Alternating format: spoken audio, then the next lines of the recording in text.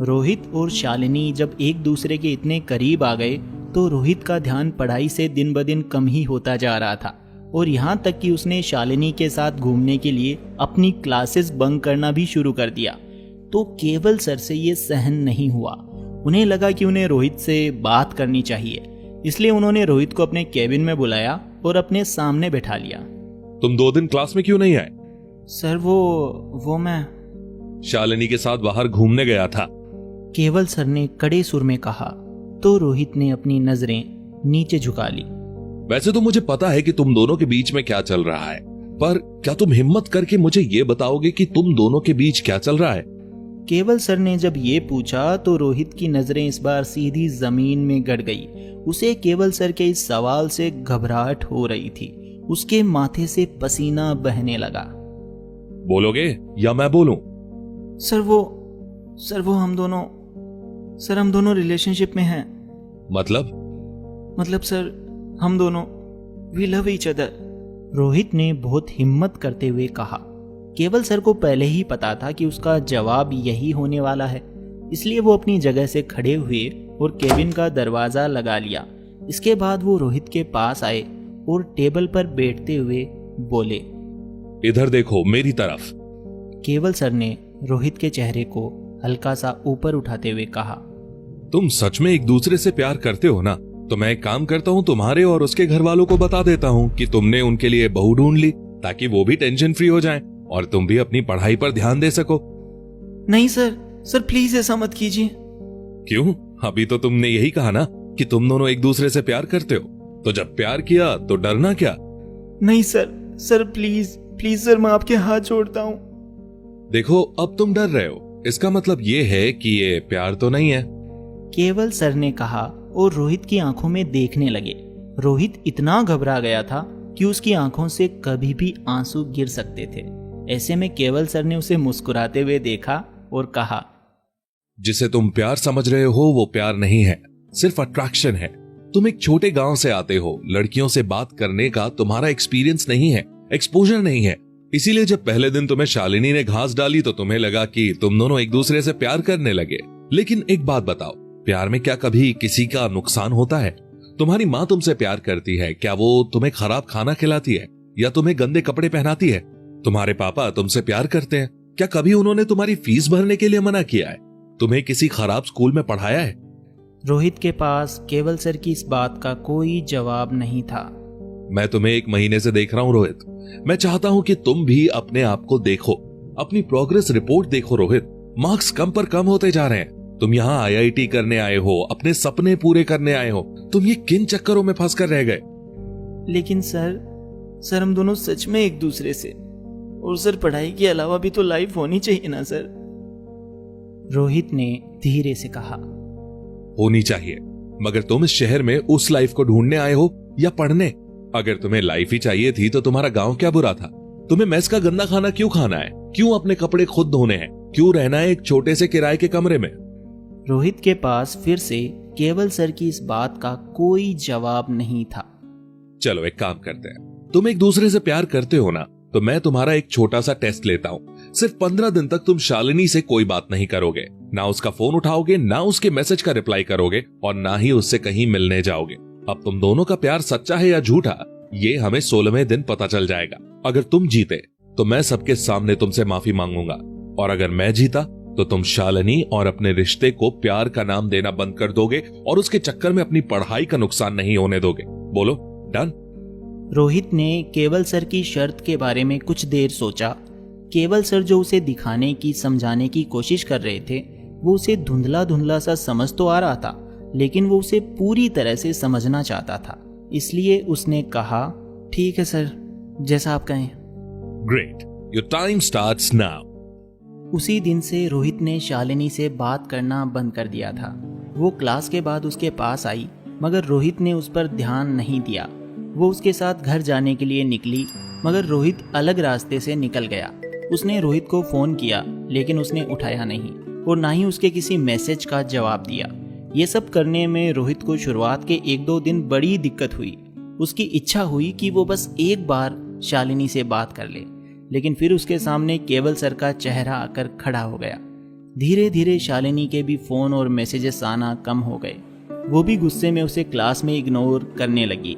इधर रोहित पढ़ाई में अपना मन रमाने की कोशिश करने लगा।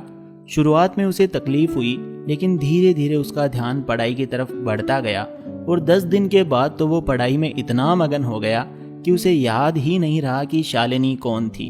पर इस दौरान वो काफ़ी अच्छा महसूस कर रहा था। उसे लग रहा था कि उसकी पढ़ने की पावर बढ़ गई है। बस एक दिन और रोहित, कल जब मैं टेस्ट में टॉप करूंगा तो शालिनी से जी भरकर बातें करूंगा, रोहित ने अपने आप से कहा और टेस्ट से एक रात पहले सो गया। अगले दिन टेस्ट हुआ। रोहित ने बहुत अच्छा पेपर लिखा। रिजल्ट भी उसने जो सोचा था वही आया। उसने पूरी क्लास में फिर से टॉप किया। केवल सर ने उसे फिर से क्लास के सामने बुलाया और सभी की तरफ देखते हुए कहा, हम मेहनत करते हैं, ईमानदारी से पढ़ते हैं, लगन के साथ जी जान लगा देते हैं, फिर भी आप लोगों को पता है कि हम सक्सेसफुल क्यों नहीं हो पाते? क्योंकि हमारे आसपास बहुत सारे डिस्ट्रैक्शंस हैं। हमें तो पता है कि हमारा फोकस क्या है, लेकिन हमारे डिस्ट्रैक्शंस को यह पता है कि हमारी कमजोरी क्या है। कोई लड़की किसी लड़के के साथ हैंग आउट करना चाहती है, कोई लड़का सिर्फ मोबाइल पर अपनी जिंदगी कुर्बान कर देना चाहता है, और इन दोनों से ऊपर वो आते हैं जिनके होंठों पर हमेशा सिगरेट और शराब रहती है। मैं आप सब लोगों से ये इसलिए कह रहा हूं क्योंकि आपको असली मेहनत पढ़ाई करने पर नहीं, बल्कि अपने डिस्ट्रैक्शंस को कम करने पर करनी है। जितने कम डिस्ट्रैक्शंस होंगे उतना फोकस पढ़ाई पर बनेगा, और रोहित इस चीज का सबसे बड़ा उदाहरण है। केवल सर ने कहा। सारी क्लास ने रोहित के लिए तालियां बजाई, सिवाय शालिनी के।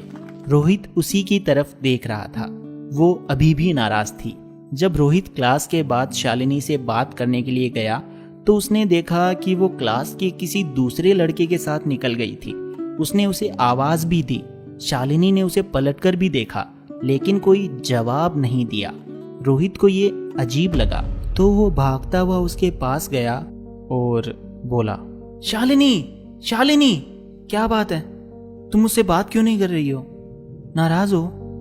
इधर शालिनी ने उसे गुस्से में घूरते हुए देखा और अपने साथ खड़े लड़के का हाथ पकड़ते हुए बोली, तुझे क्या लगता है तूने टॉप कर लिया है तो तू हीरो बन गया है? तेरे जैसे टॉपर्स ना मेरे आगे पीछे घूमते हैं। चलो।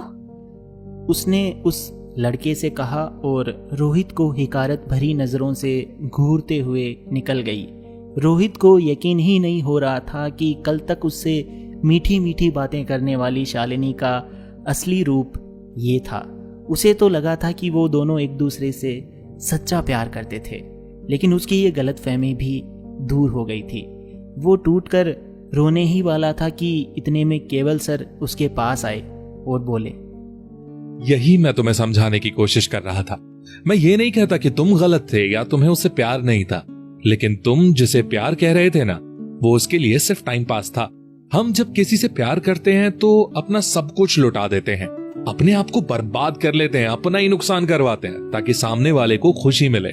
इसे प्यार नहीं कहते दोस्त। प्यार बहुत बड़ा होता है रोहित, वो किसी से भी किया जा सकता है।